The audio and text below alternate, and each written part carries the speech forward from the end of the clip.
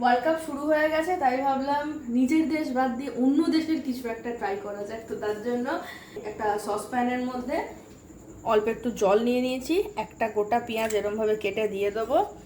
আর এই যে চিকেনের একটা ব্রেস্ট পিস নিয়েছি, যেহেতু ফার্স্ট টাইম ট্রাই করছি একটু কমের ওপর দিয়ে ট্রাইটা করছি, কারণ যদি বিগড়ে যায় বাই চান্স। এবার এর মধ্যে দিয়ে দেবো সামান্য একটুখানি নুন, 1 চামচ মতো নুন দিয়ে এটাকে বয়েল করব। কিরকম টাইপের বয়েলটা হবে বলো তো? মানে চিকেন ভর্তা বানানোর জন্য যেরকম টাইপের চিকেনটাকে আমরা বয়েল করে নিই, ঠিক ওই কাইন্ড অফ বয়েলটা হবে। তো চিকেন কিন্তু খুব ভালো মতো সফট হয়ে গেছে। এবার এইটাকে একটা প্লেটের মধ্যে তুলে নেব।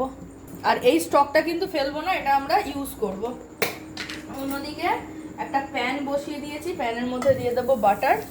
একটু বেশি করে বাটার লাগবে।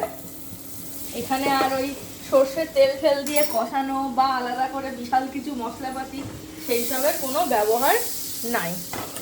আজকে আমি বানাচ্ছি ব্রাজিলের একটা স্ট্রিট ফুড, ক্রসিনাস, হোয়াট এভার, যেটাই হোক না কেন খাবারটা বানাই। তো এর মধ্যে দিয়ে দেবো এই যে চিকেন স্টকের মধ্যে কিন্তু যথেষ্ট পরিমাণে নুন আছে, এই আলাদা করে আমি এখানে কোনো রকম নুনের ব্যবহার করব না। এটাকে একটুখানি মিশিয়ে নেবো হালকা করে। এর মধ্যেই দিয়ে দেবো দুধ, এটা গরুর দুধ। এবার এটাকে একটুখানি ফুটিয়ে নেবো। ব্রাজিলের খুব একটা বিখ্যাত স্ট্রিট ফুড, যেটা আজকে আমি বানানোর ট্রাই করছি, ফার্স্ট টাইম বানাচ্ছি। আর অন্যদিকে চিকেনটা সেমি হিটেড থাকতে থাকতে কিন্তু এটাকে এরকমভাবে আমরা একটুখানি ফাইবারগুলোকে খুলে নেব, ফাইবারগুলোকে একটু লুজ করে নেব, ঠিক যেরকমভাবে আমরা ওই চিকেন ভর্তাতে করে থাকি অ্যাজ ইট ইজ। অন্যদিকে দুধ আর চিকেন স্টক ফুটে গেছে, আই থিঙ্ক আরেকটু চিকেন স্টক লাগবে। তো দুধ আর চিকেন স্টক ফুটে গেছে, এর মধ্যে আমি ময়দাটা দিয়ে দেবো অল্প অল্প করে। ময়দা দিয়ে কিন্তু আস্তে আস্তে মিশাতে থাকবো।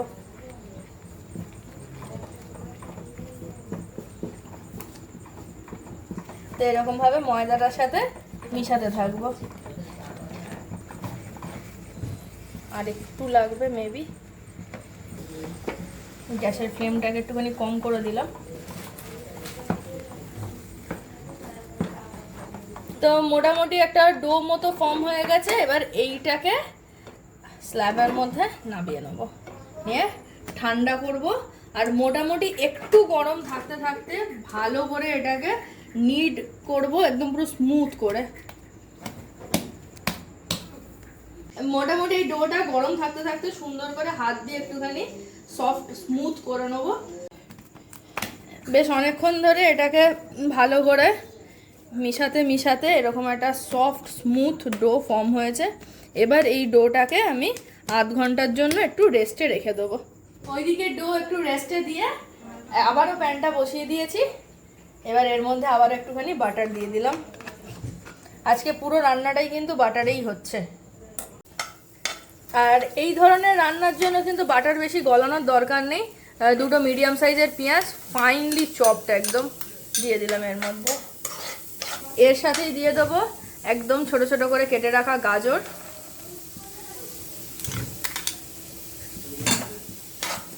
দিয়ে এবার এই সব কিছুকে মেশাবো। তো পেঁয়াজ আর গাজর ভাজা হয়ে গেছে। এবার এর মধ্যে দিয়ে দেবো রসুন কুচি, একই সাথে দিয়ে দেবো টমেটো কুচি। টমেটো পিউরি থাকলেও ব্যবহার করতে পারো, বাট আমার কাছে অ্যাভেলেবেল ছিল না, দ্যাটস ওয়াই আমি একটু কেটে কুচিয়ে নিয়েছি। এবার আবারও এটাকে একটু মিশিয়ে নেবো ভালো করে। এবার এর মধ্যে অল্প করে একটুখানি নুন দেব, খুব সামান্য পরিমাণে এর মধ্যে নুন দেবো, যেহেতু বাটার আছে আর চিকেনেও মোটামুটি নুন দেওয়া ছিল, তো নুনের ব্যবহার খুব বেশি করব না। তো ভালো করে আবারও ঢাকা দিয়ে রান্না করব টমেটোটা পুরোপুরি মিশে যাওয়া পর্যন্ত।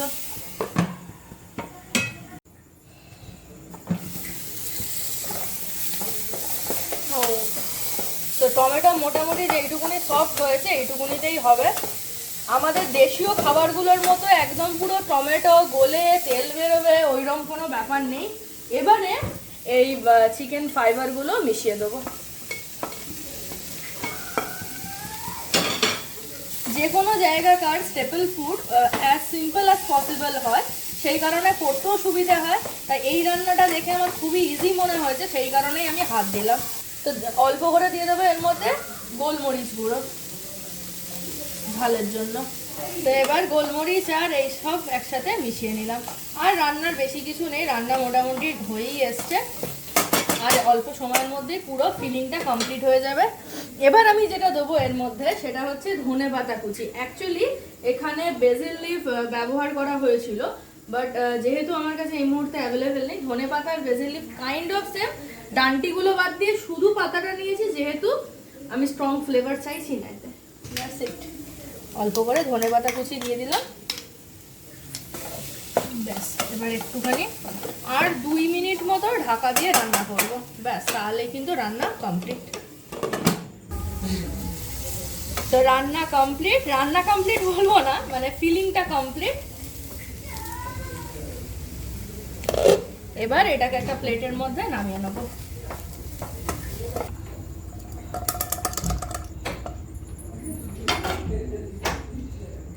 দিয়ে এবার এটাকে একটুখানি ঠান্ডা করে নেবো, তারপরে আসবে নেক্সট স্টেপ। তো মোটামুটি এখানে সেটআপ রেডি। কুকিং এর দুটো স্টেপ ছিল, একটা হচ্ছে এই ডোটা বানানো আর একটা হচ্ছে ফিলিংটা বানানো। তো দুটো স্টেপ হয়ে গেছে। এবার হচ্ছে এই স্টেপটা তোমরা স্কিপ করলেও করতে পারো, বাট রাখলে খুব ভালো, মানে ক্রিম চিজ যে কোনো টাইপের চিজ দিতে পারো। আমার কাছে যেহেতু মজারেলা চিজ রয়েছে, সেহেতু আমি এর মধ্যে মজারেলা চিজই দেবো। মজারেলা চিজটাকে এই পুরো ফিলিংয়ের সাথে খুব ভালো মতো একটুখানি মিশিয়ে নেবো, যাতে বেশ একটু চিজি ব্যাপারটা আসে। তো ব্যাস হয়ে গেছে রেডি। এবার এটাকে সাইড করে দিলাম। তো ডোটা মোটামুটি 30 মিনিট মতো রেস্টে ছিল। এবার এই ডোগুলোকে আমি হাত দিয়ে চেপে চেপে একটুখানি ফ্ল্যাটেন করে নেবো। একটু পাতলাই রাখবো বেসটা, খুব বেশি মোটা রাখার দরকার নেই। এবার এর ভেতরে স্টাফিং ভরবো। হাত দিয়ে ভরতে হবে, অসুবিধা হচ্ছে, ঠান্ডা হয়ে গেছে, কোনো সমস্যা নেই।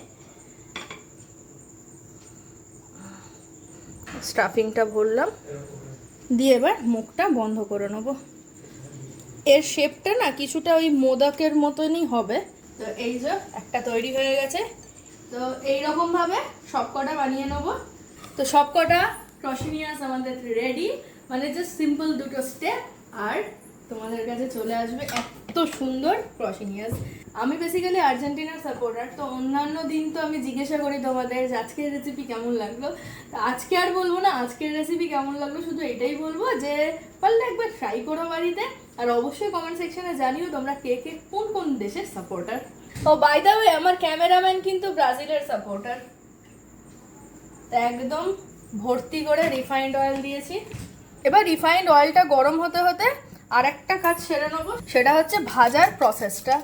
তো এটাও কিন্তু ওই এগ ওয়াশ করে তারপরে ব্রেড ক্রাম্বসে কোট করে তারপরে ডিপ ফ্রাই হবে।